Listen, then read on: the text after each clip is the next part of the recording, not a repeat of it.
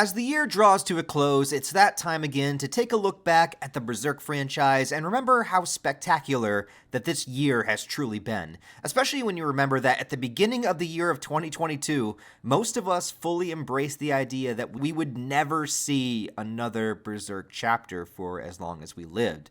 The final chapter, released on September 10th of 2021, was explicitly told to us that it was the final chapter worked on by Kentaro Miura himself before passing away. A thank you was issued to the fans, and the state of the series was left in question. At this point, the idea of continuing or not continuing both had their positive and negatives, and no matter what decision that Studio Gaga eventually came to, it is no doubt that a chunk of the fan base would be upset. Some wishing for Berserk to die alongside Miura as it was his life's work, and others believing that because it's his life work, it deserves to be finished in his honor. Whatever the case, there was nothing but silence for the first part of the year. Even Studio Gaga's other manga, Doranki, had officially been cancelled.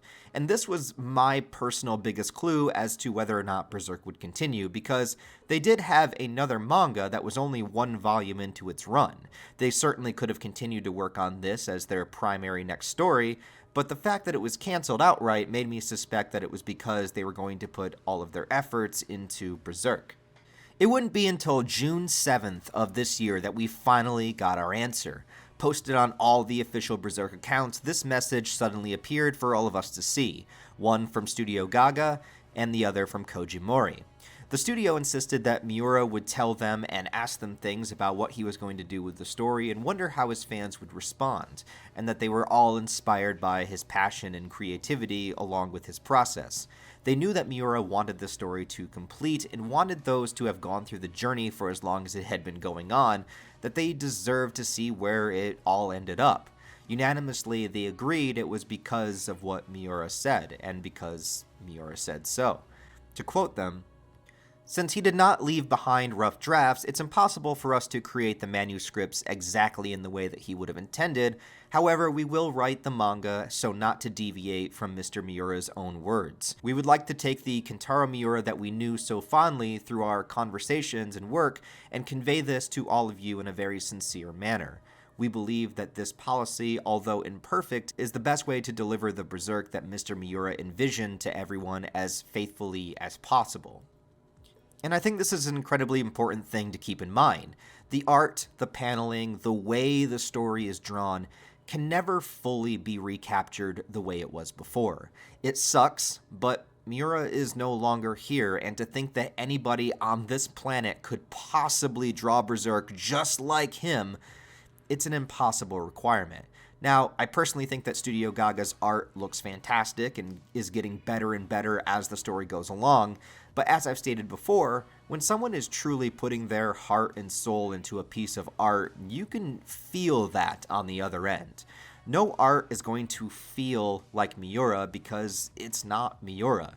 You can match your lines and shading and whatever else up perfectly, but the uncanny valley here comes with something that I believe is a little bit more spiritual. Berserk came from the heart, and we felt that on the page. We will still feel passion and emotion from the art that Studio Gaga makes for sure, but it will never be their story, so there is something lost in that translation. But if we can accept that and understand it, I think the continuation is a good idea, and mostly because of the next part that they released. Along with that statement came a statement from longtime friend and fellow mangaka Koji Mori. Mori had been best friends and a peer of Miura for over 30 years, basically Berserk's entire run, and their friendship meant the world to him. Mori even drew his own one-shot about how he felt about Miura's passing, and it's truly one of the saddest things that I've ever read.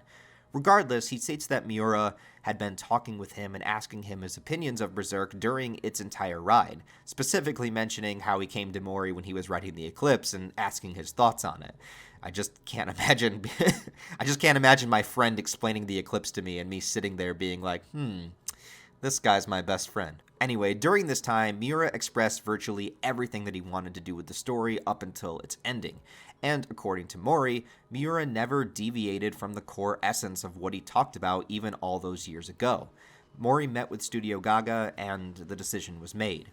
Mori knew the story, Gaga trained under Miura himself, and both parties agreed that Miura would want them to finish it, that his legacy and his life's work must be completed.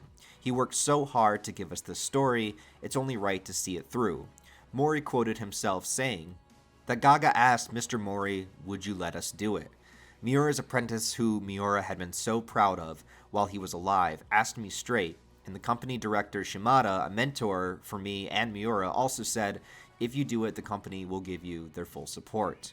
I thought, if I ran away now, Miura would say, "I talked to you so much about it, but you didn't do it." All right, I'll do it properly. And that comes from Mori himself. So, on June 24th, only a few weeks later, the manga officially returned, dropping 2 chapters on the same day. Now, I have reviewed each of the Berserk chapters of the year individually, so this will just be a very short Spark Notes overview of them. However, I was thinking about making a supercut of all the chapters and reviews as one big video you could watch kind of like a little movie. That way you would have all the 22 chapters in one video, but I wouldn't want to upload that unless you guys think it's actually a good idea, so let me know in the comments if you would like that, and if so, maybe I'll do that yearly from now on. But anyways, we got a shocking amount of 7 chapters this year, taking us all the way to the end of the Fantasia arc. The last time there was 7 chapters in a year, and correct me if I'm wrong, was 2012. So this is a very special year for us Berserk fans who usually get maybe 2 to 3 chapters a year. Odds are that Mori and Studio Gaga had been hard at work on these and waited to make the announcement until they had a good batch of chapters to give us, and I really respect and appreciate them for that. The gist is that we pick up after the reveal that the Moonlight Boy and Griffith share a body. After Griffith returns, Casca's brand reacts, and she has more PTSD flashbacks which bombard within her mind until she passes out. Guts tries very hard to swing the Dragon Slayer at Griffith, but it's as if it phases right through him. Except perhaps a little evidence of cutting off a strand of Griffith's hair, but even if that is the case, that shows us the difference in power between them. However, I'm just saying, this is headcanon, but if Guts' sword can already harm on an astral and physical level, and you manage to forge Betchy the Bailet into the sword and make a new Bailet sword, I think it would be stronger than Skull Knight's and might actually do what his could not. And all I'm saying is that if the Dragon Slayer eventually becomes the Bailet sword, you all need to get on social media and hashtag Ryan was right. That's all I want. Anyway, Griffith's presence on the island causes all sorts of crazy shit to happen. The dark spiritual entities deep within rise up and invade the island as the entire place begins to fall apart. The giant spirit tree is destroyed, and the tether holding all the astral entities there is broken. They all begin to dissipate into the astral realm. Danan is gone, Isidro loses his fishy girlfriend, and for some reason Puck and Avalora get to stick around, which has yet to be explained, but there's that. Griffith makes his way to Casca and manages to abduct her, riding off on his motherfucking Zod Uber service, as Guts can only watch helplessly from the ground. And once again, the reason why I believe this is happening has nothing to do with tormenting Guts specifically. We now have confirmation that Griffith and the Moonlight Child share a body, and on full moons, Griffith is clearly not in control of the body, and the boy decides to go find its mother. Well, Griffith is an extremely strategic person. Wouldn't it make sense for him to keep Casca close by so that he doesn't have to fly across the planet every single time there's a full moon? Also, I believe Griffith is physically incapable of harming Casca at this point due to the child's influence, so if he can't kill her, why not just bring her to Falconia? To me, the logic is there, it's sound, but some people tend to disagree with it, and that's fine. Anyway, the island eventually sinks away, and the only survivors all cram onto my boy Roderick's ship. My sexy goth GF Morta slaps some sense into Farnese and tells her to stop feeling sorry for herself and begin to heal people. And as Shurike and Roderick both try to get to Guts, who locked himself away in a room, his sword drops to the ground. The only thing that he was ever able to place his faith in and have progress with has failed him. He went through hell to find Casca, protect her, get her where she could be helped, couldn't even look her in the eye without hurting her, and after all of that, she's taken away by her abuser and the one that betrayed them both. Guts is more lost and broken than he's ever been before, and his sword was unable to help him, and all his efforts seemed for naught.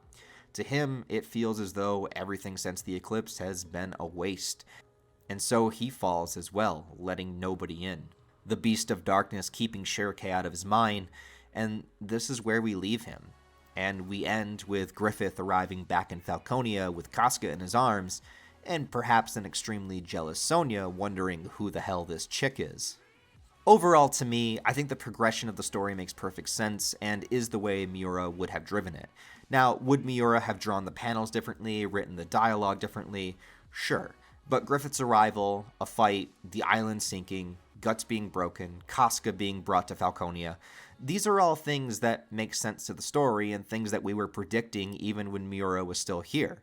But whether or not you like this continuation, this is where we are. But the manga's return was not the only thing we got out of Berserk this year.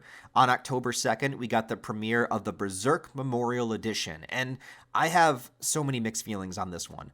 Basically, as a tribute to Berserk and the 10th anniversary of the Golden Age Arc movie trilogy, they decided to re-release the films, but as anime episodes, which is a very odd choice, mostly due to the pacing. They were created to be films, so chopping them up into 22-minute segments can feel really off-putting.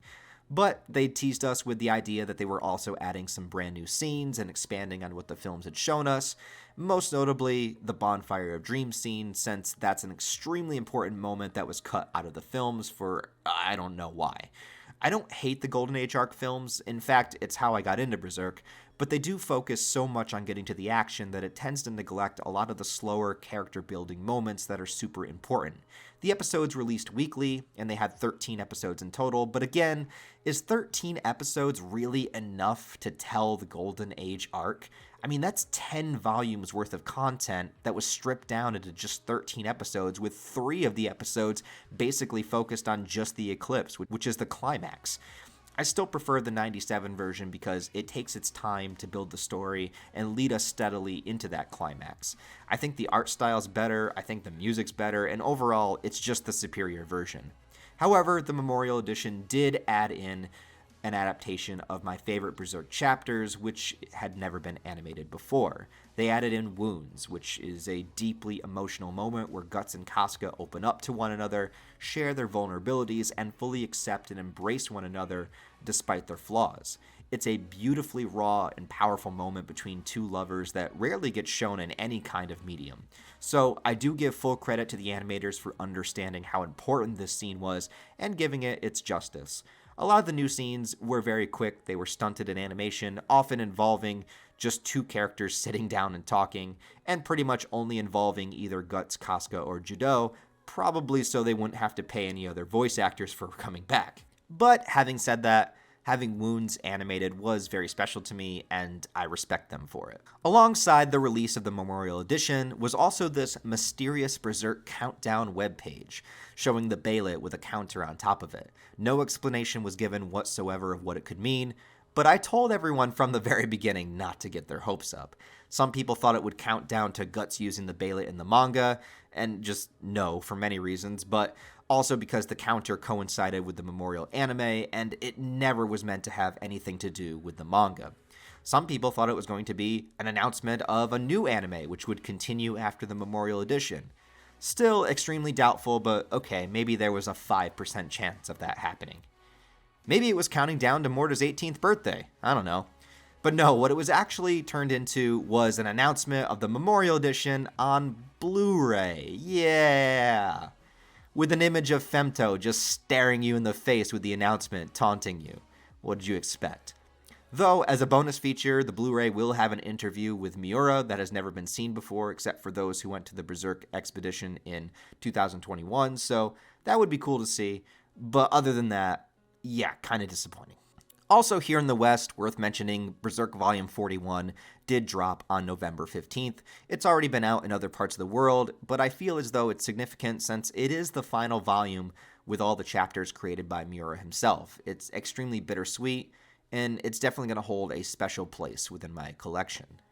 Overall, 2022 was a huge and extremely unique year for Berserk, and there won't ever be anything like this again. From the beginning of the year, unsure that we would ever get more Berserk, to ending it with 7 chapters and an anime.